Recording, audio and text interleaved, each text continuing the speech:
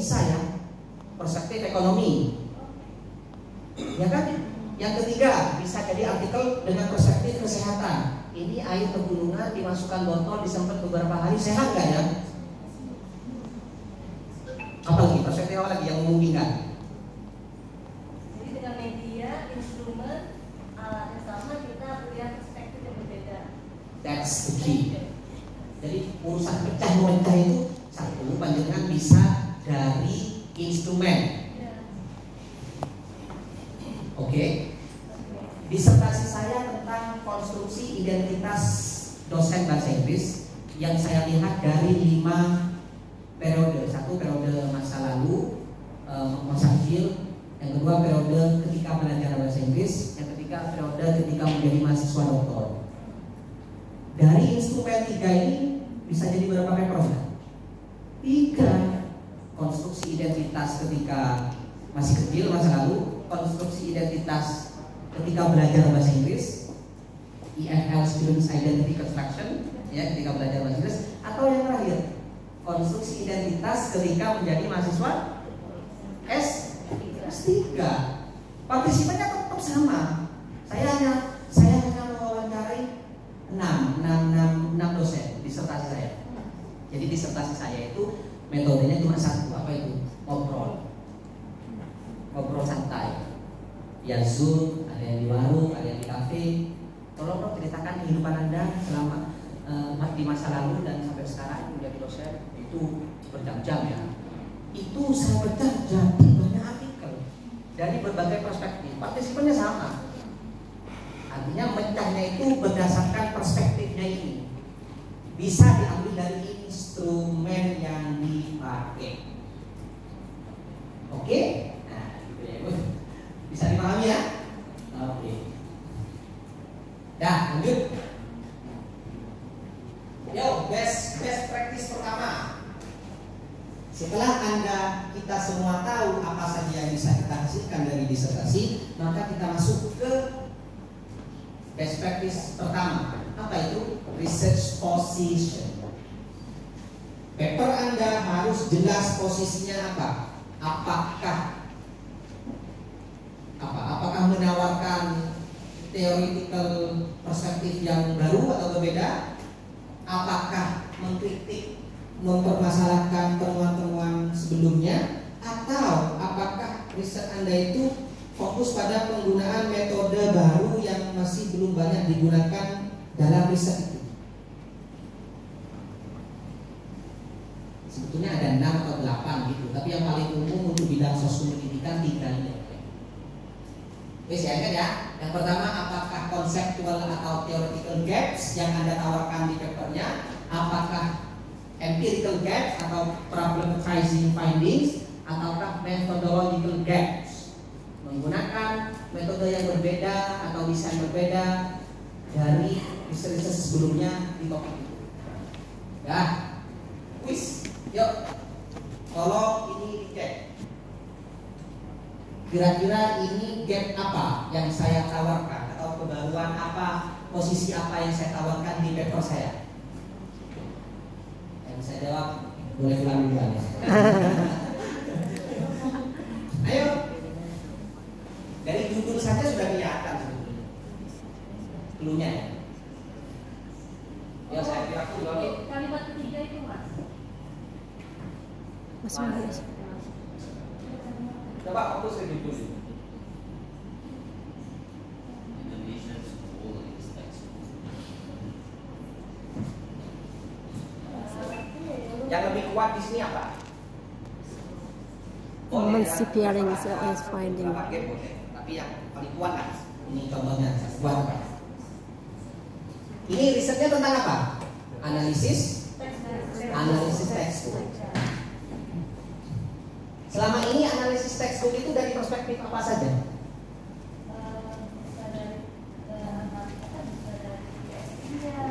No. Bukan itu. Analisis textbook itu selama ini banyak dari perspektif apa? Gender stereotype. Lebih banyak mana representasi men dengan male, ya kan? Kedua apa? Perspektif apa? Cultural values. values. Yang ketiga apa?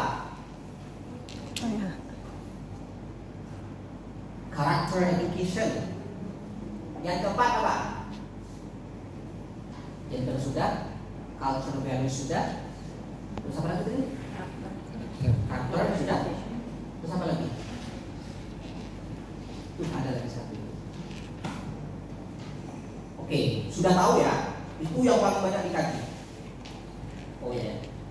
So, bandingkan dengan paper saya. Saya mengkaji textbook dari perspektif apa? Oh, emansipasi. SLE. Selesai sudah. Itu yang saya sebut dengan perspektifnya itu yang harus lihai kita melihat. Jadi ini saya samping mengkritik riset sebelumnya yang perspektifnya gender, kemudian apa lagi? Culture dan lain-lain itu, akhirnya saya mencoba untuk menganalisis textbook menggunakan perspektif atau konsep berbeda, yaitu konsepnya menggunakan temuan pemerolehan bahasa kedua atau second language acquisition finding. Nah, gitu. Judulnya pun juga asik itu, emansipasi. Mungkin kalau mendengar judulnya penggunaan SLJ gitu kan, buatlah judul yang sangat-sangat menarik. Oke, untuk orang-orang luar. Mas, maaf. Ya. Berarti gap itu harus spesifik itu ya? Harus spesifik. Iya. Saya pikir gap itu antara apa misalnya yang udah dilakukan sebelumnya apa, kemudian yang belum dilakukan. Iya, secara umum itu. Iya. Tapi spesifiknya apa kan gitu kan? Nggak mungkin kita hanya bilang, oh yang lain sudah bilang ini, kita mendengar. Iya. Ya artinya ya bisa dikatakan unik khas itu, tapi apa kan gitu Pak. Oke? Kalau saya tidak terlalu suka menggunakan istilah harus unik enggak, karena setiap benda, setiap hal itu unik dengan sendirinya. Saya penganut aliran post strukturalisme, aliran yang abstrak. Aliran post strukturalisme itu melihat setiap individu unik dan kreatif dengan sendirinya, nggak bisa digeneralisasi disamakan. Itu aliran saya. Oke, udah baik. Yang kedua, yuk paper saya ini. Gap apa yang saya tawarkan? Oke, gambar apa? Kuis kedua. Saya lihat ya, kalau yang sana kayaknya ada bisa ya. Kalau Pak dengarkan aja sudah Bapak Ibu ya.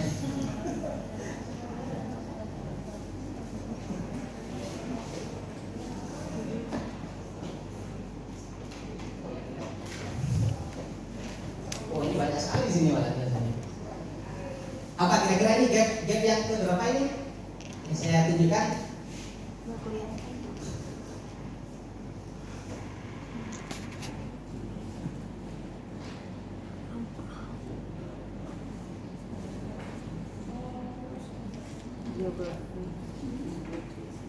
Nah, dari ketiga ini yang mana ini?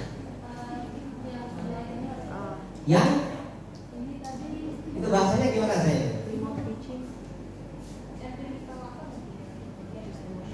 Yang mana?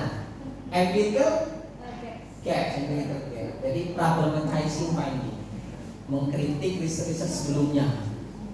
Nah, oke? Ya, yang ini tentulah di introduction dengan sudah tahu semua cara menuliskan.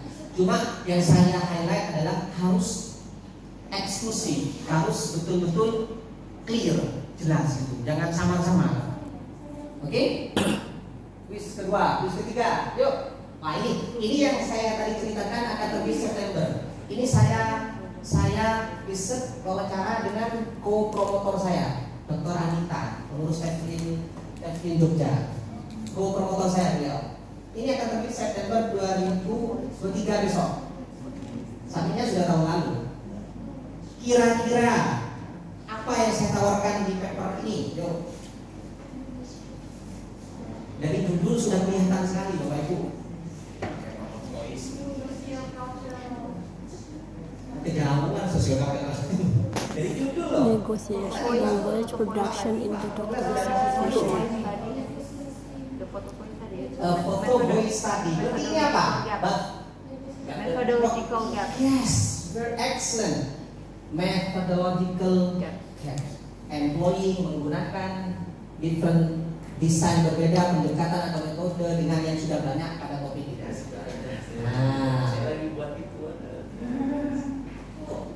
jadi bacanya harus luas. Riset tentang kegiatan negosiasi bimbingan akademik mahasiswa doktor selama ini banyak dilakukan dengan survei, interview, kemudian cerita-cerita personal. Tapi masih sangat-sangat minim menggunakan metode atau desain photo voice. Pernah dengar ini ya? Benar. Nah, kalau nggak salah, yang lain gimana Ustaz? No. Ya Allah, kemana saja Bapak Ibu? Di rumah, sit down. Berapa ini?